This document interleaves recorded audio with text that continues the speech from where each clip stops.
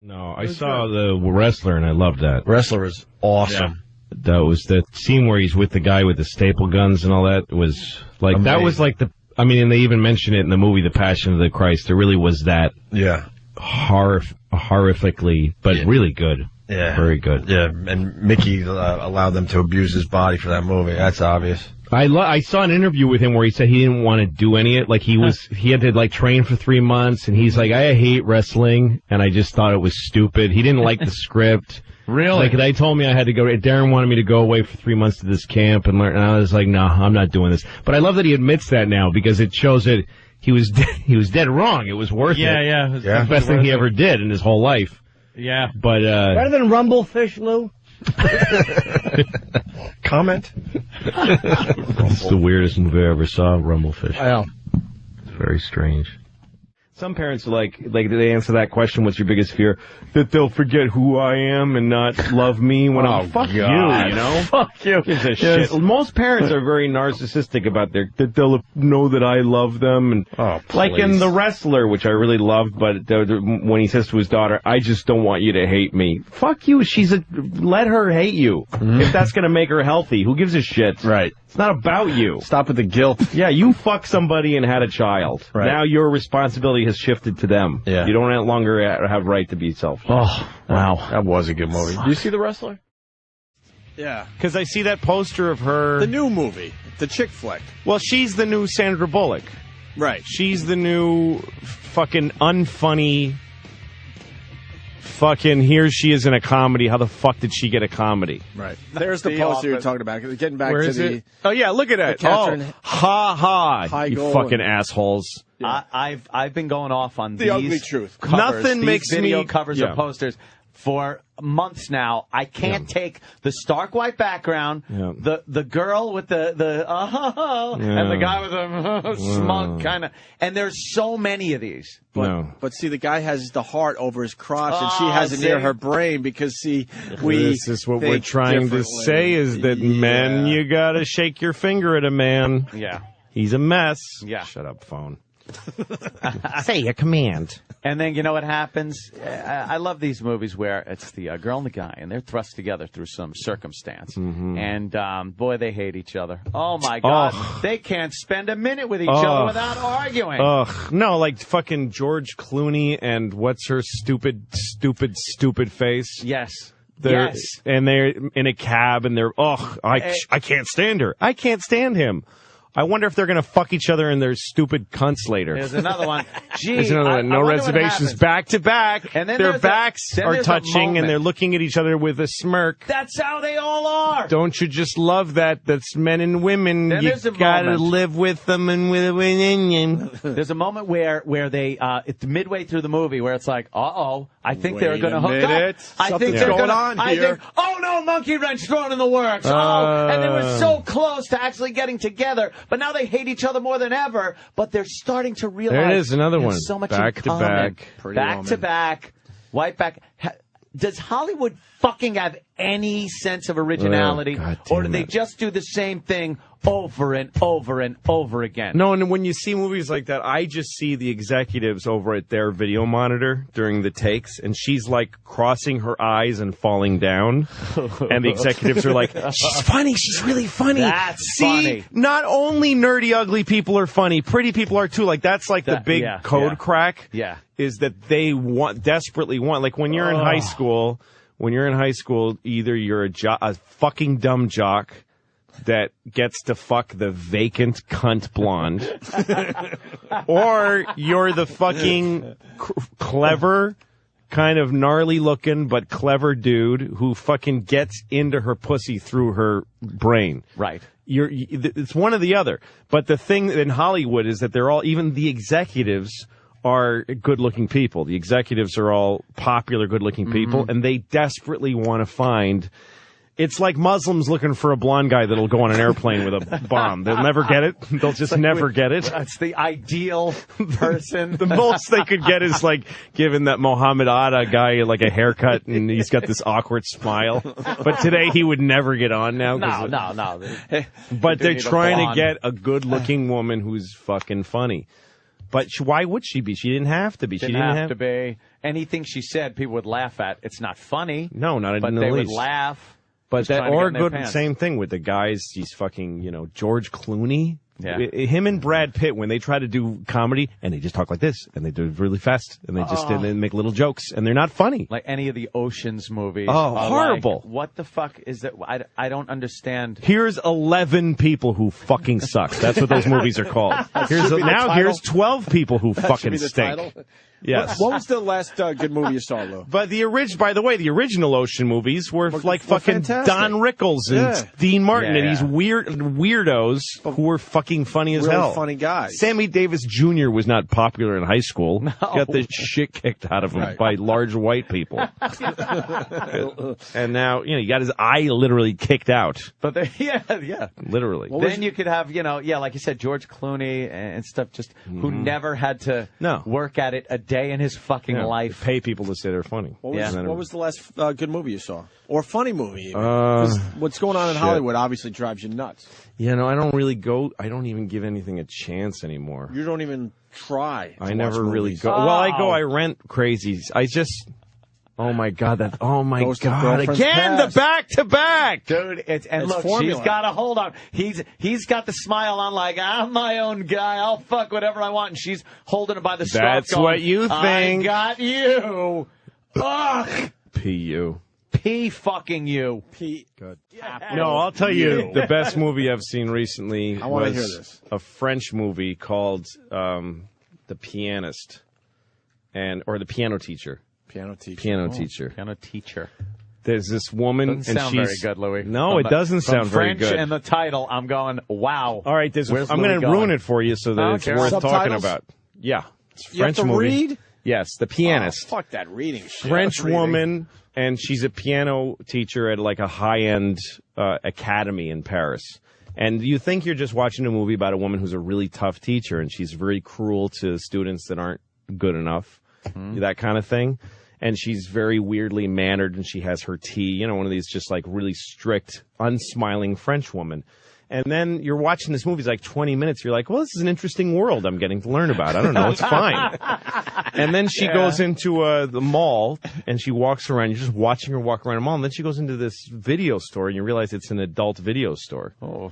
And you're like, what's she doing in here? She's proper. Why? She goes into a booth, like a private booth, puts coins in, and starts watching like a ass fuck, black dick, white ass, and you come around behind her and you see this in the movie. You see the full on sex, and then there's a little bin, tissue bin. She reaches in and gets a cummy tissue and smells it while she watches. Get the fuck the porn. And you're like, what kind of a movie is this? What kind of a movie is this? The thing is that it's so beautifully shot. You're like, this is just a nice artsy This film. is an artsy movie about artists. Glow on the cum tissue. Yeah, with a lot of piano, and then all of a sudden she's smelling a tissue while she's watching a guy fuck a girl in the ass. And she's got the same bitchy look on her face as when she's like with the metronome. That is amazing. And then she, some young pianist guy who she hates because she thinks he's a hack, like he plays very flowery and everybody thinks he's great. Yeah. But she's hot for him. And so she sees him being nice to a young girl pianist. So then you just see that. You see her observing him being nice to this young girl pianist who's about to do a recital, a student of hers. And then you see her in the cloakroom. You don't know why you're watching this. The whole movie's like this. Like, why am I watching her walk around a cloakroom?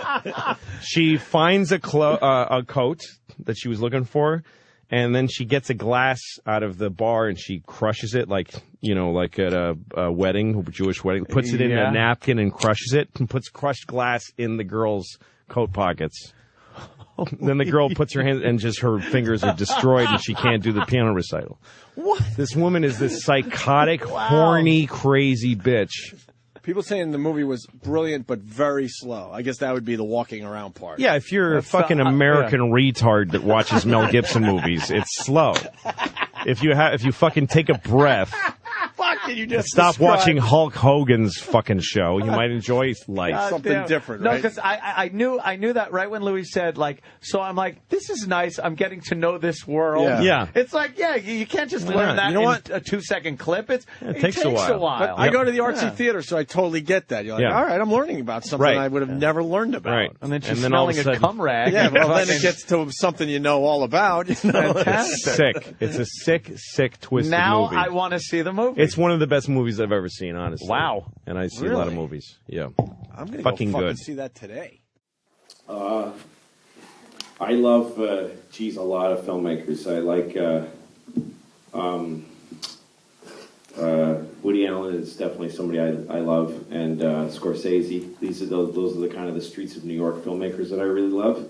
But I also love Stanley Kubrick. You know, the really long, awkward, horrible moments, beautifully shot. I like a lot of those weirdo French guys.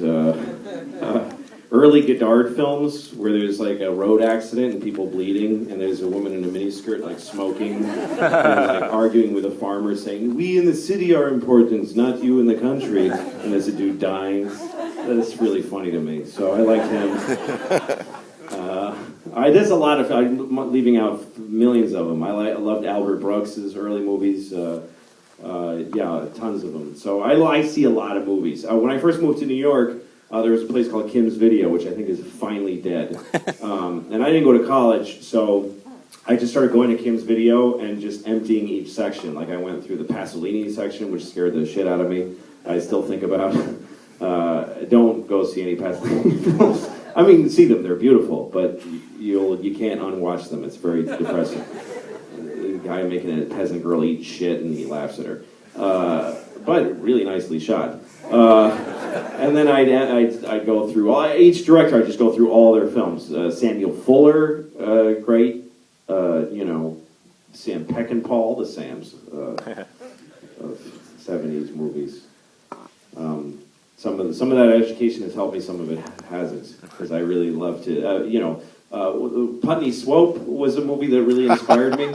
It's a movie by Robert Downey. Robert Downey Jr.'s dad made a movie called Putney Swope that makes no fucking sense. And I watched it and I thought, you can do that. You can make a movie and not have it add up to anything. And I just believed because it was done, because there was a VHS tape of it, I believed that meant you could do that. So I started working that way, and it hurt me a little. Because people like their stories. I was with you when we went to fucking Blockbuster, and you got that copy Putney Swope. of Putney Swope. Yeah. It was in a bargain bin. That's really funny that you tell me that, because I remember it. Yeah, because I just bought a VCR for the first time. Right, and we were just going to rent a movie. I can't rent movies because I didn't have a credit card at the time. So you bought them. I bought, and it was the only thing that was for sale that wasn't like a Barney video or something. And I remember you didn't know what it was. No idea. I didn't know what the fuck it was, and it changed your entire perception of movie making. Yeah, it did. Putney Swope by Robert Downey. It just made me think you can do anything you want, even if it doesn't make any sense. Right. What I didn't understand was that just because Putney Swope existed in a shrink-wrap box, it doesn't mean that you can go do that. Right. I mean, I just thought any movie that got made and that has a package is like a lamp in the distance. Yeah, I can do that too. Yeah. But it's not okay. But I'm really glad that was my first big inspiration. Isn't that weird though? Yeah, you were there. It's funny because I was telling somebody this story recently about getting Putney Swope. Yeah. And you I remember forgot you were there. There's another thing. Most things actually that are sold as comedies don't make me laugh. Like I haven't watched a comedy movie that's really made me laugh. To me, please, you didn't go see the Flockers movie? Come on. Yeah, that's a movie made for you, Lou. It's funny because made for you. Robert De Niro, his comedies are so bad, but his dramas are hilarious. To me, two of the funniest movies in history are Goodfellas and Raging Bull. Two hilarious movies, not sold as comedies. They're not supposed to be funny. What was the last comedy you laughed at? Do you remember? Fuck, I don't know. Maybe Dumb and Dumber. Wow. Like, that made me laugh just because of how dumb and dumber it was. Yeah, exactly. But other than that, I haven't really laughed at a lot of...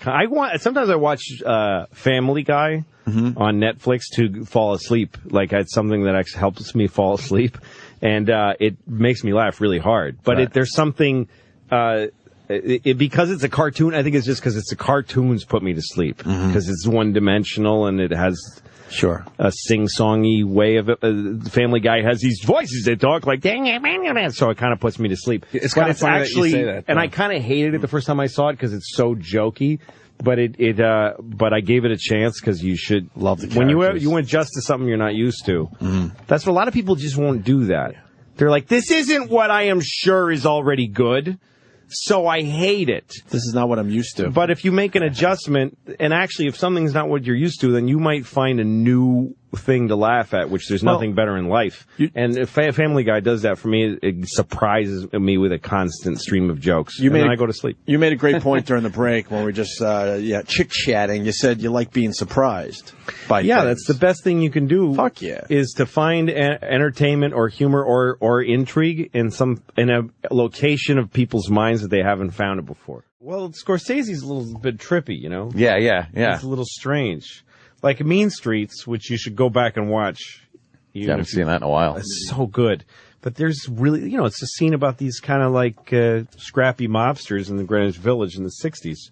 But then there's a scene where a guy goes, hey, come into my, this guy that owns the bar, he goes, come in the basement, I want to show you something. He has a tiger in a fucking cage that he bought.